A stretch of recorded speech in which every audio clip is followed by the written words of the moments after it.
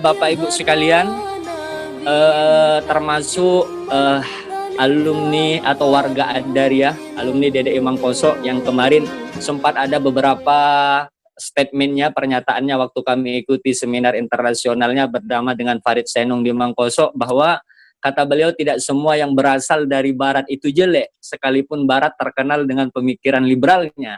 Sebagaimana tidak semua yang berasal dari Timur Tengah itu baik, sekalipun kita harus akui bahwa Timur Tengah sangat banyak memberikan kontribusi pemikiran khususnya umat Islam.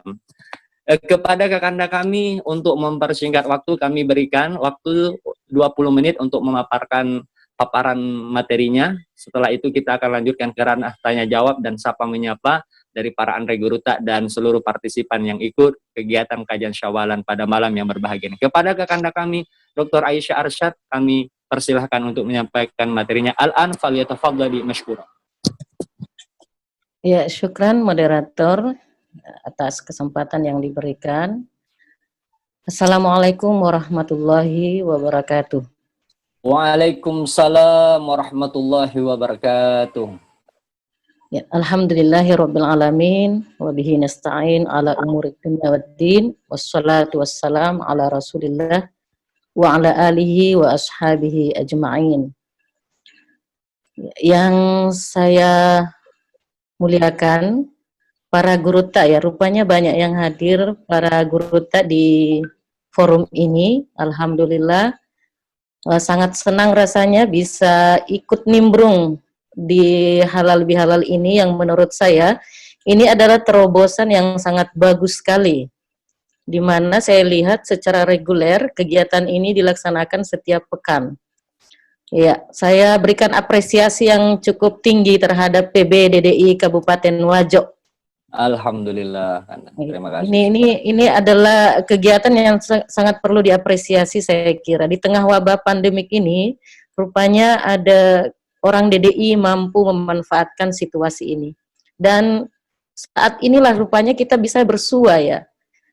Sering ikut acara DDI, tetapi kadang-kadang kita tidak jumpa banyak para petinggi DDI. Rupanya di tempat ini, alhamdulillah, salam takzim saya untuk para petinggi DDI yang hadir pada malam hari ini. Iya. Dan kepada seluruh yang ikut di kegiatan ini, yang saya hormati, mudah-mudahan apa yang akan saya sampaikan dan apa yang Prof tadi sudah sampaikan, Masya Allah, luar biasa. Mudah-mudahan semua mendapatkan berkah. Baik, barangkali ada yang saya mau share, PowerPoint. Saya sempat, Pak Moderator, sempat membuat sedikit coret-coretan. Silakan untuk ditampilkan. Saya diberi amanah untuk menyampaikan materi tentang tafsir pragmatis, ya. Bagaimana merefleksikan Al-Quran di tengah masyarakat. Ada sedikit yang saya share sebelum saya menyampaikan materi saya. Saya ingat sekali ketika ikut konferensi internasional di Uni Melbourne, konferensi SILIS, ya, yang memang khusus konferensi yang membicarakan tentang persoalan-persoalan Indonesia. Jadi rupanya itu persoalan kita di Indonesia, negara luar sangat senang membahas kita dengan segala potensi-potensi yang kita miliki. Salah satu potensi terbesar bahwa kita adalah umat Islam terbesar di dunia yang ada di Indonesia, sehingga apapun riak-riak yang terjadi di Indonesia, mereka sangat tertarik untuk membuat kajian khusus. Nah, salah satu yang menarik bagi saya, yang kadang-kadang kita ini waktu di DDI, itu adalah pelajaran-pelajaran waktu masih sanawiyah aliyah, ya. Salah satu materi yang cukup menarik adalah bahwa ada salah seorang dosen Australia yang hanya khusus membahas muqaddimah dalam kitab Abu Hayyan Al-Andalus. Dan itu dipaparkan dalam forum internasional. Jadi saya berpikir bahwa kita sebetulnya punya bahan yang cukup banyak Kalau kita berbicara bahan baku untuk materi, baik secara lokal maupun nasional bahkan internasional, kita orang DDI ini sebetulnya sangat mumpuni. Karena materi-materi seperti itu adalah materi yang sudah akrab dengan kita sejak kita duduk di bangku sanawiyah sampai aliyah, apalagi yang kuliah di DDI. Saya kira sudah sangat luar biasa. Persoalannya barangkali adalah pisau analisisnya yang kita kurang. Ya, ibaratnya kita punya banyak bahan baku tetapi alat masaknya yang kurang. Nah, mungkin ini yang perlu dicermati. Baik, pada malam hari ini saya coba melihat tafsir pragmatis barangkali yang dimaksudkan di sini adalah bagaimana mengimplementasikan ayat-ayat Al-Quran yang terkesan selama ini itu berada di awan, berada di Menara Gading. Ya, ayat-ayat Al-Quran itu adalah milik para ustadz, para mufasir. Sekarang ini bagaimana ayat-ayat itu menjadi menjadi milik masyarakat awam. Jadi tafsir itu tidak lagi istilahnya bagaimana bisa tafsir itu down to earth ya, bagaimana bisa membumi. Nah, ada dua konteks, ada dua hal yang barangkali terkait dengan hal ini. Kita berkutat di dua hal ini. Yang pertama adalah selalu kita terkait dengan teks, ya. Dan yang kedua adalah konteks. Nah, kita orang DDI ini kebanyakan di sini kayaknya nih, teks dan dalam hal ini dikaji secara ilmu klasik. Sementara sekarang persoalan-persoalan membutuhkan tidak hanya dengan keilmuan klasik. Ya, katakanlah misalnya tadi dari sudut pandang para pemikir barat tidak lagi bisa hanya menerima jika sebuah fenomena dikaji hanya berdasarkan teks, tetapi harus berdasarkan konteks teori-teori kontemporer yang dihasilkan dari berbagai macam kajian-kajian yang up to date. Nah, inilah barangkali yang saya berpikir bahwa inilah mungkin yang dimaksud dengan tafsir pragmatis. Bagaimana merefleksikan, ya namanya refleksi ya, harus merasakan ibaratnya kaki yang dipijit, itu kepala ikut merasakan. Jadi sekarang ini adalah bagaimana kita bahwa pemaknaan ayat itu, bagaimana masyarakat melihat pada pemaknaan ayat itu.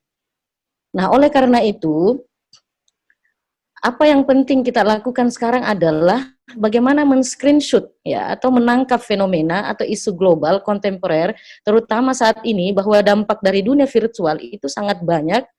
Lalu yang dibutuhkan adalah integrasi keilmuan. Integrasi keilmuan. Jadi saya kembali ke yang tadi, yang di atas, bahwa teks, kita berkutat di teks, di ilmu klasik, kita kuat di sini. Tetapi di konteks teori kontemporer ini yang kita masih butuh. Nah, itulah yang dibutuhkan integrasi keilmuan. Saya ingin memberi contoh, karena kebetulan disiplin ilmu saya sebetulnya adalah tafsir hukum ya, tafsir ahkam. Contoh misalnya, ketika kita membahas tentang bagaimana cekcok dalam keluarga, kita kan cenderungnya lari lagi kembali lagi ke ayat misalnya surah An-Nisa ayat 35, wa in khiftum shiqaqa bainihima fab'atsu hakaman min ahlihi wa hakaman min ahliha. Kita masih terbiasa cenderung pada hakam itu berdasarkan penafsiran para mufasir saja. Tidak kemudian melihat ke masyarakat, siapa sebetulnya di masyarakat kita yang bisa menjadi hakam di tengah-tengah keluarganya ketika berkonflik dalam rumah tangga. Nah, ini yang kurang menurut saya. Makanya kalau di UN Alauddin dan di UN di mana saja, saya kira di PTKN Kementerian Agama, itu digalakkan penelitian-penelitian yang kemudian dari penelitian inilah kita bisa mengimplementasikan ayat-ayat tadi. Jadi hakam boleh jadi berbeda, masyarakat baru, masyarakat Goa, atau masyarakat Sulawesi Selatan dengan orang Jawa, mungkin makna hakam ini akan berbeda. Tetapi kalau kita merujuk pada satu atau beberapa kitab tafsir, penafsiran hakam ini akan sama di seluruh dunia, tergantung mufasir mana yang kita ambil. Nah, ini barangkali persoalan-persoalan seperti ini yang membutuhkan pisau analisis teori-teori kontemporer. Nah, olehnya itu, ini hanya salah satu saja. Kalau kami di UN Alauddin Makassar itu sudah mulai menerapkan misalnya mata kuliah adanya antropologi Qur'ani. Ya. Bagaimana kemudian ayat-ayat Al-Quran itu mencoba menelisik jauh ke dalam mengaitkan dengan budaya yang ada di tengah masyarakat. Salah satu penelitian yang menarik misalnya, penelitian dari Pak Hedi Sri Ahimsa, antropolog Indonesia ya, yang sangat kuat ilmu antropologinya. Beliau adalah salah satu pakar antropologi kita. Itu salah satu tulisannya mencoba melihat bahwa pemaknaan masyarakat Indonesia terhadap Al-Quran, mereka memiliki tafsir tersendiri sebetulnya yang tidak bisa diabaikan. Nah, ini kita bisa melihat misalnya dalam antropologi Qurani itu salah satu yang yang dibahas adalah Islam dan budaya. Bagaimana Islam sebagai sebuah ajaran yang bersifat universalitas berhadapan atau head to head dengan budaya. Budaya di mana misalnya kita manai sebagai ada nilai, ada norma, ada benda atau simbol yang kemudian ini dilakukan secara kolektif, lalu dilakukan secara terus-menerus, maka terbentuklah institusi sosial. Institusi ini yang kemudian coba kita melihat bagaimana sih sebetulnya ayat-ayat Al-Quran menyikapi seperti itu. Nah, ini antara lain antropologi Qurani coba dikaji di mata kuliah yang ada terutama di prodi ilmu Al-Quran dan tafsir. Nah, kita ini orang DDI sebetulnya perannya ini besar sekali kalau kita berbicara antropologi Qurani sesungguhnya. Karena setahu saya DDI termasuk organisasi yang mengakomodir berbagai macam budaya lokal atau kearifan lokal. Jadi ini penting sekali dalam kaitan dengan fungsi utama dari DDI kalau tidak salah ya. Salah satu kita punya misi adalah bagaimana bisa mereproduksi ulama. Reproduksi ulama di DDI itu luar biasa. Nah, ulama yang ingin kita hasilkan sekarang ini barangkali adalah yang integrate.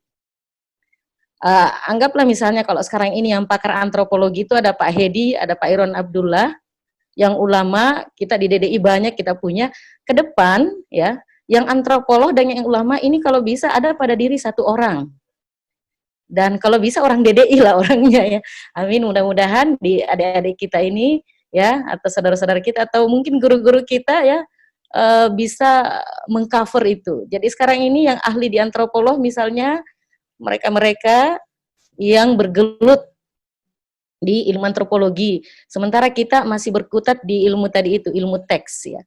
Nah, ke depan kita harapkan bahwa ini bisa menyatu pada diri satu orang. Itu sederhananya seperti itu barangkali.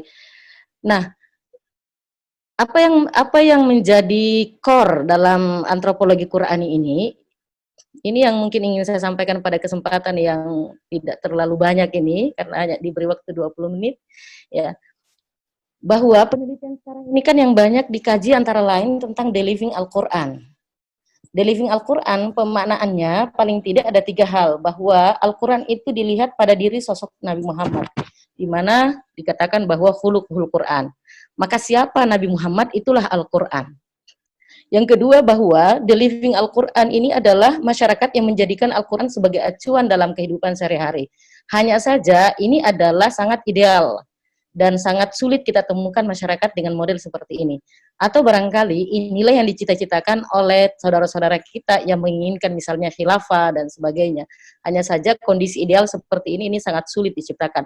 Nah, yang ketiga barangkali ini yang alternatifnya adalah, atau pemaknaan yang ketiga tentang Living Al-Quran adalah Al-Quran bukan hanya sebagai sebuah kitab, tetapi sesuatu yang hidup di masyarakat yang perwujudannya dapat dilihat dalam berbagai bentuk. Nah, ini coba kita lihat antara lain ya. Ini saya sampaikan antara lain hasil penelitian menunjukkan bahwa pemaknaan masyarakat Indonesia terhadap Al-Quran itu ada 5. Jadi Al-Quran itu sebagai kitab. Caranya bahwa Al-Quran itu dianggap sebagai bacaan yang mulia, maka Al-Quran itu dibaca, dihafalkan. Lalu Al-Quran itu juga sebagai kitab suci, maka dia dianggap sebagai sesuatu yang sakral, maka ditulis indah, dibuat menjadi kaligrafi. Lalu sebagai kitab juga dia menjadi kumpulan petunjuk, maka ayat-ayat Al-Quran itu kemudian dijadikan sebagai dalil. Lalu yang kedua, bahwa pemaknaan masyarakat Indonesia terhadap Al-Quran itu adalah sebagai obat hati dan obat fisik. Dan yang ketiga adalah sebagai sarana perlindungan, baik itu dari bahaya makhluk halus, bencana alam, bahaya kemiskinan, siksa api neraka, dan sebagainya. Lalu yang berikutnya bahwa Al-Quran itu sebagai sumber mencari rezeki. Maka ada lafaz-lafaz tertentu yang dibaca, yang kemudian ini dianggap sebagai sarana untuk bisa melapangkan rezeki. Yang terakhir adalah sebagai sumber ilmu pengetahuan. Baik pengetahuan itu masa lampau, masa kini, masa akan datang. Dan dengan cara dikaji dan ditelah isinya. Nah, dalam perspektif antropologi interpretatif ya, inilah yang disebut dengan pemaknaan atau tafsir, ya, tafsir oleh masyarakat itu sendiri. Dan ini yang seharusnya memang tidak boleh hilang. Hanya memang mungkin ada koridor yang tetap harus ada batasan-batasan. Nah, sekali lagi saya ingin menekankan bahwa DDI ini adalah organisasi yang mewadahi dan memediasi kearifan-kearifan lokal yang sangat-sangat terbuka peluang untuk menjadi mediator di dalam pemaknaan Al-Quran atau tafsir Al-Quran oleh masyarakat. Anggaplah misalnya bagaimana kemudian orang mengagungkan Al-Quran. Katakanlah di budaya Mandar, mereka punya budaya khataman Al-Quran. Itu adalah model-model tafsir. Ya, kalau dalam kacamata beberapa antropolog, itu adalah model-model tafsir yang tidak bisa kita abaikan. Dan itu ada karena adanya pemahaman yang sudah mendalam. Kalau dalam bahasa The Living Quran-nya, ya, manusia adalah animal simbolikum. Maka Al-Quran kemudian dimaknai dengan jagat simbol. Melihat dari bagaimana pemaknaan masyarakat Indonesia terhadap Al-Quran, maka Al-Quran ini ibaratnya meliputi seluruh kehidupan manusia. Dan ini menunjukkan bahwa Al-Quran betul-betul menjadi mencakup, mengatur seluruh kehidupan masyarakat, ya. Mulai tadi dari persoalan knowledge, ya, bagaimana kemudian Al-Quran itu dianggap sebagai petunjuk, lalu bagaimana menjadi medicine, menjadi obat, ya, lalu bagaimana dia menjadi tempat perlindungan, dan dari segi ekonomi juga termasuk, dan sumber ilmu pengetahuan apalagi. Dan itulah yang disebut misalnya dalam surah Al-Kahfi, ya, ayat 109, bahwa Al-Quran tidak akan pernah habis ditulis sampai habis 7 kali lautan pun tinta tidak akan habis. Nah, caranya adalah dengan mencoba mengintegrasikan keilmuan antara ilmu teks dengan ilmu konteks. Nah, ini barangkali yang bisa saya sampaikan untuk sementara. Mungkin nanti para guru-guru yang ada di sini bisa menambahkan, ataupun jika mungkin ada yang kurang tepat, ya, di pemaparan saya mungkin bisa diluruskan.